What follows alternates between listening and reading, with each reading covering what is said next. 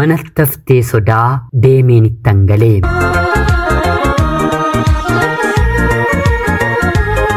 Yeroodhaaf maqaa kiyyee himachuun barbaadu kanan dhaladheetti guddadhee Jiituu Magariituu Oromiyaa keessatti yeroo ta'u barnoota kiyyallee maatii koo bira taa'een kutaa 1 hanga 10tti ergan baradhee booda carraan maatirikii ana jalaa hafee saniin rakkina guddaa keessa seeneen ofiis rakkadheen maatii koos rakkiseen haala baay'ee ulfaatuun kolleejjii waggaa 3 kan baratamuu qabu waggaa 4 baradheen eebbifame. Maatiin koo harka qalleeyyiidha. Haatiif abbaan koo ana waliin ijoollee 5 kan qaban yeroo ta'an 5ffaa irratti kan dhalate qaama miidhamaadha. Jechuun harkii fi miillisaa, arrabni, afaansaa, gurrisaa hin hojjetu, tokkitti ijasaa qofatu nama arga.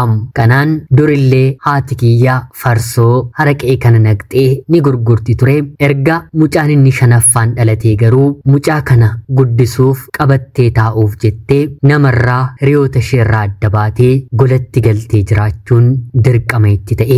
Anii fi obboloonni koo tarii ni haasofsiisna yoo ta'e malee mucaa qaama miidhamaa ta'ee mana keessatti dhalate manaas gad hin baasne kana baay'ee bira turuu hin jaallannu, amala isaas hin dandeenyu. Sanarratti immoo hojjaan isaa umrii malee dafee guddachuun yeroo waggaa 5 waggaa 6 guutu nama waggaa 15 16 fakkaata malee umrii kanarra nama jiru hin fakkaatu. Anaa fi isa gidduus dargaggeessa tokkotu jira. Har'a innumtillee waggaa 20 guuteera. Haati koo erga inni dhalatee isa guddisuun ala boqonnaa gara biraa hin arganne. Sanuu namni mucaa kana narratti argee waanaan jedha jettee haati koo akka ijaaf baay'ee dhoksiti. Abbaan koo magaala keenya keessatti uffata hodha.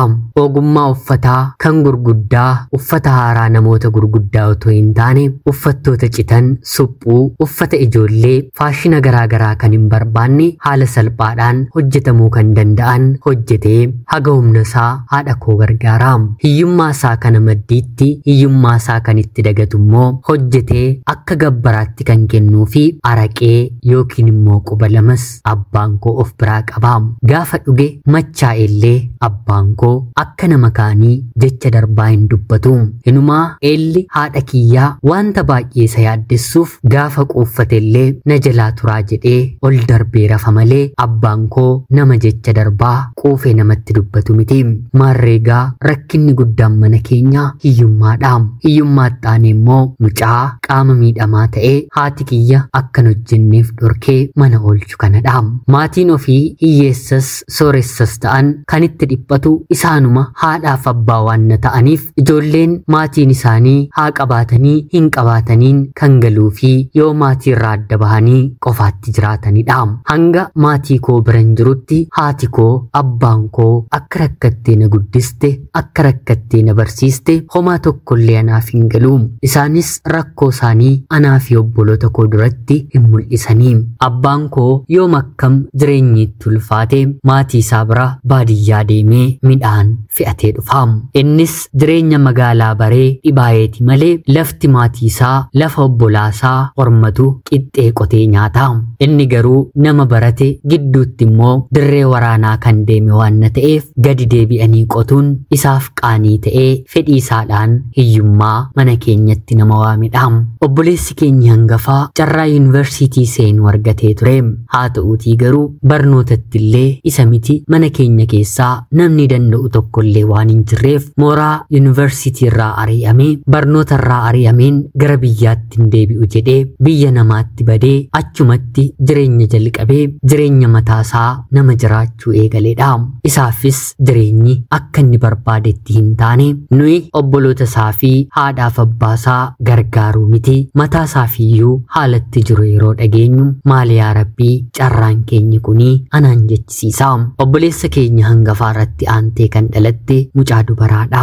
Isheen immoo barnoota kutaa 8 keessaa heerumteeti. Isheefillee akkanuma gaa'elli ta'uu fi didee hiyyummaan gargar isaan baastee jireenya bu'aa bayii guddaa qabu umrii malee ijoollee lama deessee waliin kan rakkachuu jalqabdedha. Maarreegaa sadaffaa irratti kan dhalatu ana waa'ee kun isinitti himaam. Barnootaaf fedhii nan qaba, haa ta'uutii garuu dandeettii hin qabu. Yooman dabtara koo banee dubbisuuf jedhu hirriba hammasii gadii gahuutu gara ija kootti dhufa. Daree barnootaallee seeneen jalqaba taa'een barachuu yookiin immoo qayyabachuu barbaada. Haa ta'uutii garuu naaf hin galu. Barattoota barnootatti cimoo ta'anitti siqeen isaan irraa waa hubachuuf illee yaaliin godha. Haa ta'uutii garuu keessumaa kutaa 9 erga gallee booda jaalalas maddiitti wantan eegaleef ta'e hin beeku. Inumaa barnoota kan jedhani kuni natti dukkanaa'e. Jaalalammoo kan hin eegale kutaa 7 yeroon baradhudha. Jaalalleen koommoo yeroos kutaa 9ffaa barata. Mucaa baadiyyaadhaa dhufee mana kireeffatee ollaa keenya taa'ee kan baratudha. Dargaggoon kun baay'ee bareeda. Sanarratti immoo barnoota isaatti illee riyaasaa waliin qaxaleedha. Riyaasaa waliin daree tokko baratu dabareedhaan sadarkaa tokkoffaaf sadarkaa lammaffaadhaan daree isaanii keessaa bahu. Baay'ee jaallatamoodha. Nu qayyabachiisi jedhanii ijoolleen dhiiraa, ijoolleen dubartootaa, ijoollee kana barbaacha mooraa isaanii dhufan lakkoofsa hin qabanii. Ani akka tasaa barsiisaan Ingiliffaa kutaa 7ffaa nu barsiisu assaayimentii keeyyata yookiin immoo paaraagiraafii waa'ee magaala keessanii afaan Ingiliffaadhaan barreessaa nuun jedhee nama naaf barreessu dhabeen yogguun dhiphadhutti ijoolleen naannoo keenyaa atillee mucaa ollaa keessanii barnootaan cimaadha jedhani sana kutaa 9ffaa baratu hin gaafattuyi jedhanii na gaafatanii. Anis galgalasaa carraa kana otoon qabuu maaliif hin callisa jedheen naannoo toora sa'a 12tti balbala rukuteen gurbaa kana biran deemee maalii jedhee yeroo na gaafatu anis wantan dhufeefiin ibseefi koottu ol galiitii irbaata nyaadhuu hanga siif barreessutti naan jedhee anis lakkii nan ariifadhaa ganama dhufeen fudhaa yeroon jedhuuni kanaaf jettee ganama deebi'uun sin barbaachisu ammuma siif hin barreessaa taa'iitii na eeggadhu jedhee taa'umsa gadi baasee otuu natti odeessuu naaf barreessuu eegalee anis wanta inni barreessu irratti otoo hin taane wanta inni odeessu irratti xiyyeeffadheen naannoo toora daqiiqaa 40 bira taa'ee yeroo kanatti inni xumureeraa rakkoon yoo jiraate ganama fidii koottu naan jedhee waraqaa sana otoo ani hin dubbisiin walitti maree natti kennee anis tole jedhee fudheen gara manaatti galeen barsiisaan kiyya nama biraatiin hin barreessinaa waan nuun jedheef haandiraayitingii yookiin immoo barreeffama gara kan kootti jijjiiruuf waraqata samna baniin yeroon dubbisu waa'een dhimma ani deemeetiif miti. Daqiiqaa sana keessatti xalayaa jaalalaa barreessee sin jaalladha karaa atiitti gara kootti dhuftu baay'een barbaadan ture maaloo nan qaanessiinii yeroo hunda mana barnootaa yeroo deemtu duuba keerran gara mana barnootaatti dhufaa anis ta'e hiriyaan koo sitti dhiyaachuuf immoo baay'ee sodaannee baadiyyaa wanta taaneef na qaanessita jedheen baay'een sodaadhee assaayimentii kee ganama siif hin kennaa maaloo atis dhuguma fedhii xiqqoo yoo naaf qabda ta'e waraqaa xiqqoo irratti barreessiitii ganama yeroo daree barnootaa deemnu anis sitin kennaa atis natti kennii jedhee naaf barreesse.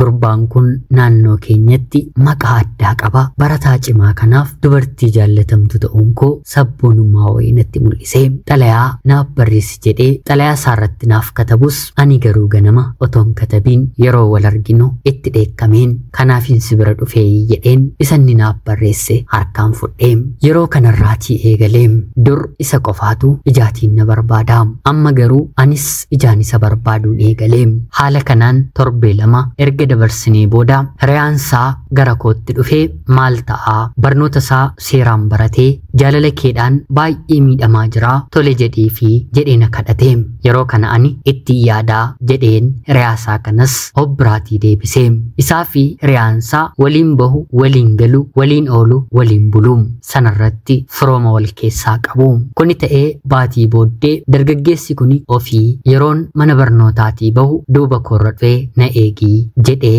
hiriyoota koo keessaa addatti na baasee na waame.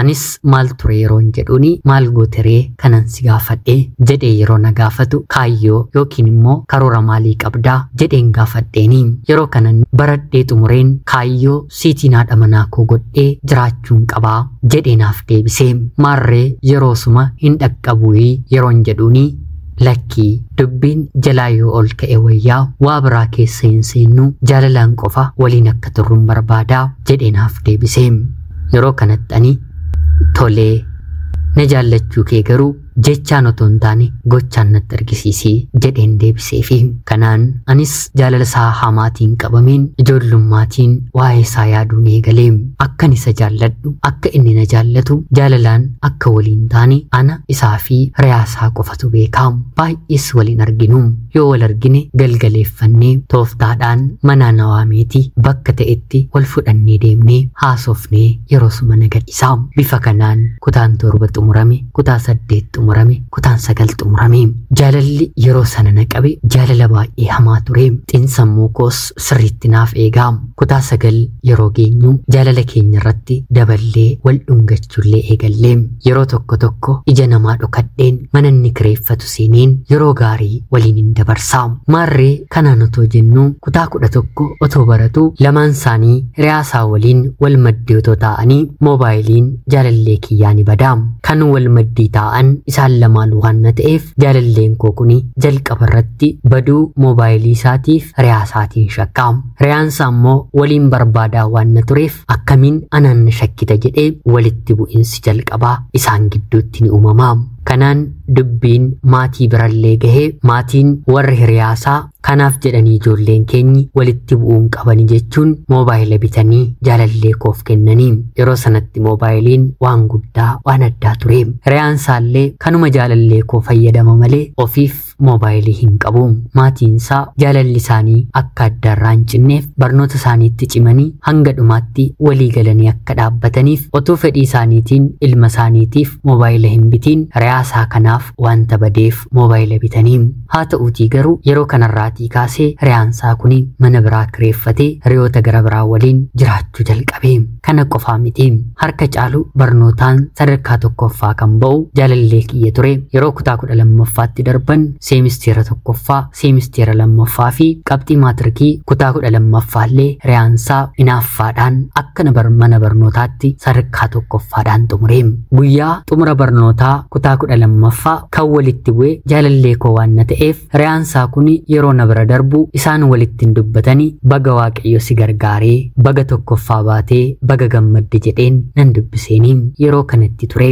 jaalalleen koo akkam nama diittisa dubbista jechuun lola kan irratti banee inaaffaa wal biraatii qabu mitire nama keessatti icciitiidhaan wal maddiyootoo deemaa jirru kaballaadhaan na rukutee nama natti kofalchiise riyaansaas yeroo inni na rukutu argee ture gaarreeffatee kan dhalaa rukutu dhaltuudha jedhee itti galagalee yeroo deebisu jaalalleen koo qabachuuniif ka'e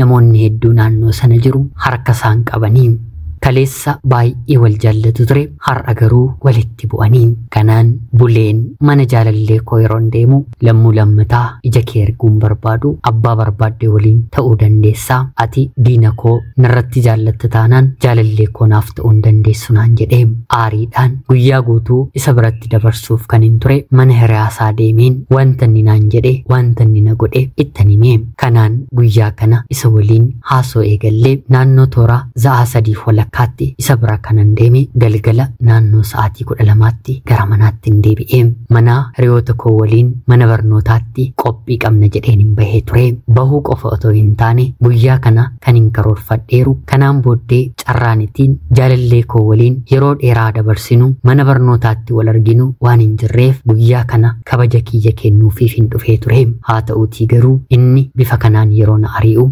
riyaasaaf kabaja koon kennee hantuuta adurreen eegdu cululleef fudhata jedhu mitiire dubbiin kiyya kana taate kanaan qabxiin maatrikiis dhufee gannis darbee yuunivarsiitii garaagaraa lamaan isaaniiyyuu deemanii riyaansaa kun jechuun inni nani kabaja kennee fi barnoota fayyaa yookiin immoo meedisiniin yeroo isa ga'u riyaasaa kanaan immoo barnoota fayyaa heelzii ofiisarii isa gahee inaaffaan riyaasaa karaa barnootaa ammallee akka inni cimusa taasisee dubbiin kanaan itti fuftee riyaansaa kunis erga yuunivarsiitii deemee moobaayilli bitamee fi yeroo boqonnaa isaatti innaaf bilbila waliin haasofnaa jaalalleen koo yuunivarsiitii seenee naannoo baatii 4 booddee dhiifama naaf godhii yeroo sana aareenidhaa jedhee dhiifama na gaafannaan wanta narra jiru haalli hundumtuu akka kaleessaa akkan taane aariidhaan waa hedduu keessa akkan seene kabaja kiyyallee akkan dhabeeru ittimeen haa ta'u ani siin malee kabaja kee miti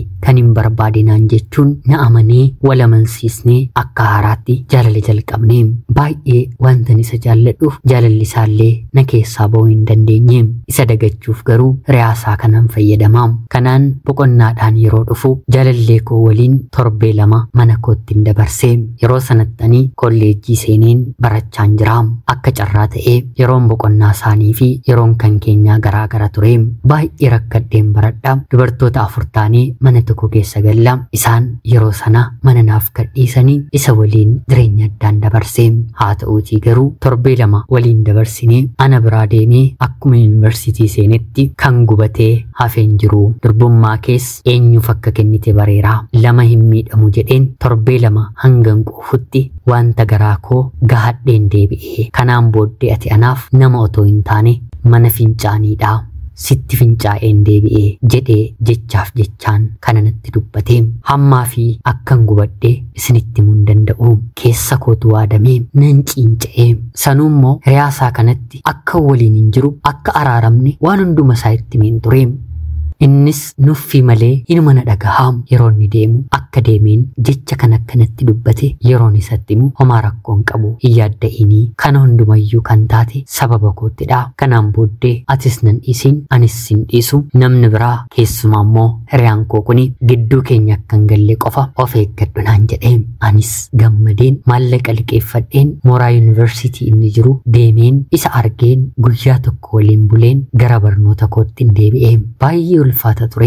Kanaan jaalallee koo dhiiseen isa kabaja koo fudhate waliin hariiroo jaalalaa cimseen eegalee.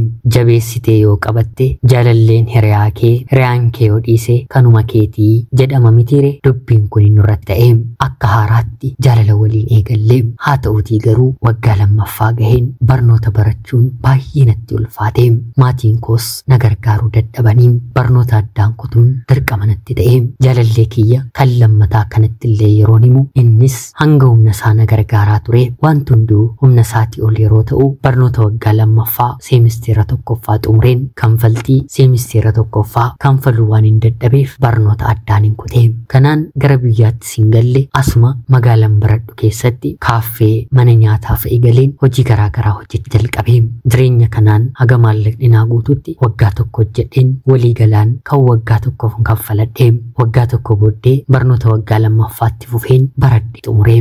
Jaalalleen koo kan 2ffaa kunis otoo mooraa yuunivarsiitiin dhufiin waggaa 2 walakkaa erga turee booda torbee 1 wal arginee yeroo gaarii waliin dabarsinee walirraatii adda baanee. Kanaan jaalala keessa otoo hin jiru yeroon waggaa 3ffaa baradhu barsiisaamti na barsiisu tokko qabxii irratti na waliin ciiste malee jechuun baay'ee na rakkisuu eegalee. Himachuuf walitti qabaan kolleejjii keenyaa sadhaam dhiisuuf immoo jaalallee nan qabaam. Waan hin godhu yeroon dhabu jaalallee kooti akka inni na rakkisaa jiruun himee. Maqaasaa mana inni galu lakkoofsa bilbilaasaa waan hundumasaa na qorachiisee ergan kenneefii booda hiriyoota isaa magaalaan ani jiru keessa jiranitti bilbilee maaloo namni kun jaalallee koof baay'ee rakkiseera akkan taane godhaatii naa kaa'aa jedheeni. Hiriyoonni isaa kunis suuraa kootti argisiisanii daakuusa godhanii sareebanii lamuu lammataa ija ishee ilaaltee jennaan lubbuu kee baasna jedhanii doorsisanii anarraatii kutanii. Dhimmi kiyya kanaan hin dhaabbanne. Jaalalleen kiyya kan duraa yeroon ani kolleejjii baradhee eebbifamu inni immoo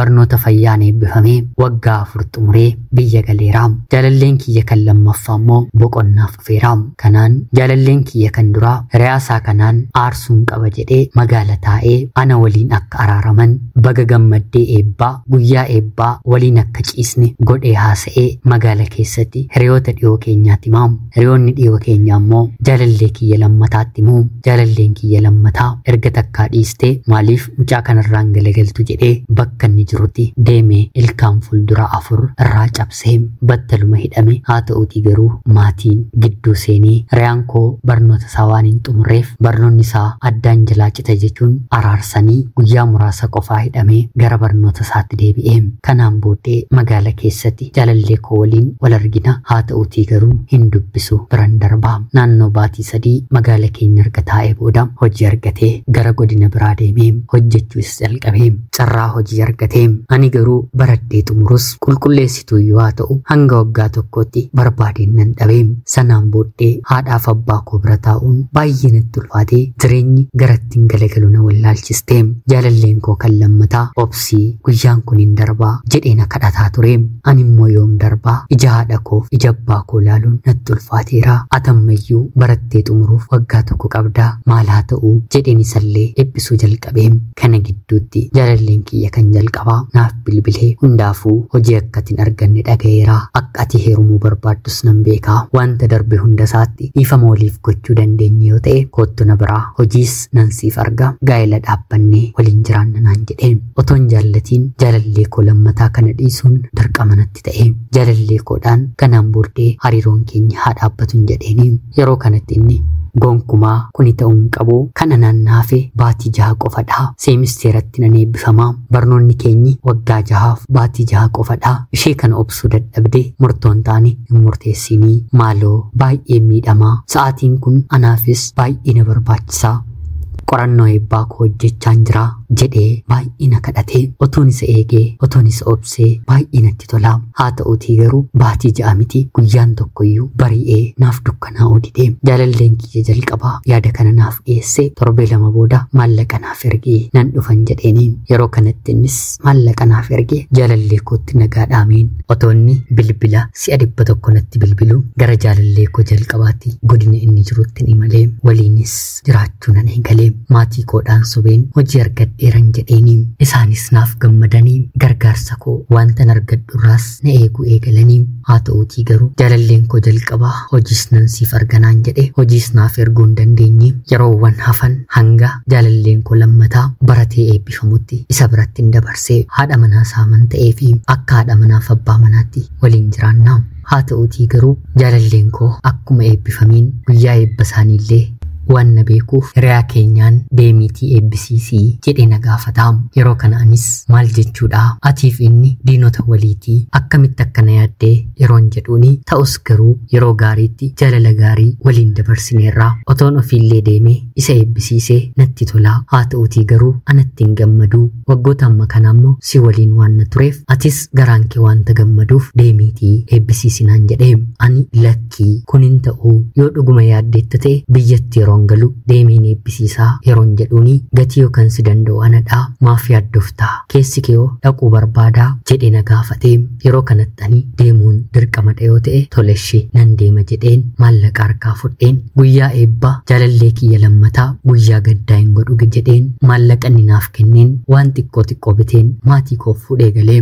Jaalallee kiyya jalqabaatiinis garaa ittiin hiriyaa kee biraan deemu hin qabu maatii koo biran jiraa yeroo akkasii nan dhufaa jedhee yeroon bilbiluu fi hin dhufiinii maal hojjechuuf ana bira dhuftaa akka ati na biraa deemtuuf jedheen tooftaa kanan sitti uummadhee jedhee naaf deebisee. Akka kootti jireenya isaatti kan xafatee hin jiru. Nan gubadhee otoo hin taane nan waadamee bilbila naaf kaasuu didee. Haa ta'u jedheen konkolaataa yaabbadheen gara isaatti malee dubartii gara biraa waliin mana jiraannu keessatti isa argee. Hin dhufiinsiin jedheeraa ila kunoo wal bariinii jaalallee koo ijoollummaatti jedhee dubartii biraatiin wal na barsiisee. Kana maal namatti matu jedheen gara biyya koottis galuun natti ulfaatee. Maatiin koollee hojiirra kan jiru waan beekaniif achuma magaala sana hoteela galeen hojjechuu jalqabee. Sanaan booddee baadiyyaa tokko keessa hojii barsiisummaa argadheen waggaa 5 ija firaa ija naman beeku otoon argiin hojjedheen dabarsee. Waggaa 5 booddee barnoota digirii koo guuttachuun qaba jedheen jijjiirraa magaalatti gaafadheen magaalatti argadheen otoon hojjedhu wantan hojjedhuraa xiqqooma maatii koo otoon gargaaruu waggaa 4 dabarsee otoon beekiin umriin koo otoon heerumiin ijoollee toon godhatiin waggaa 30 keessa yeroo seenu sammuun kiyyallee miidhamaa waan na ta'eef fedhii jaalalaas kanaan booddee horachuu waan hin dandeenyeef nama umuriidhaan baay'ee na caalu gaa'ela toon godhatiin waggaa dheeraa tureerutti heerumiin gaa'ela dhaabbadheen waggaa 3ffaa koorraa jiraachaa jira.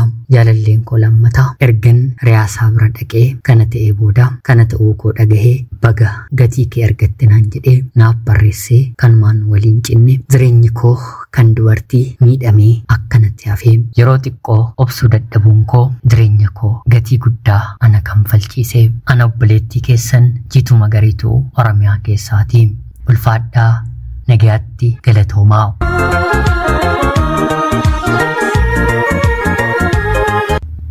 Hayyooyyaa shamaa akkam jirtu kabajamtoota hordoftoota qophii keenya. Nagaaf jaalalli tokkummaan bakka jirtan hundaatti hunda keessaniif yaa ta'u jecha guyyaa har'aallee seenaa ajaa'ibaa obboleettiin keenya tokko nuuf qoodeessiniif dubbiseen ka'a. Akka sanarraa barattaniif hubannoo cimaa ta'e tokko irraa argattan homaa shakkii tokko illee hin qabu. Obboleettii keenya seenaa kee kana nuuf qooduu keetiif guddaa galatoomisiin jecha kabajamtoota hordoftoonni qophii keenya seenaa ishee dhaggeeffattan illee yaada keessan komentii jalatti qoodaaf jecha qophiin sa'aatii kanaaf siniif qabaddeen dhiyaadhe illee kanuma fakkaatti. Haga yoonaatti yeroo keessan naaf kennitanii dhaggeeffachaa turuu keessaniitiif guddaa galatooma. Like, share fi subscribe gochuun dagatinaa jecha qopheessuuf qindeessanis waliin kanan ture ani gammachiista shoomeeti. Seenaa barsiisoo fi bashannansiisoo gara biraatiin haga walitti deebinutti bakka jirtan maraan turtii gaarii horaa bulaa.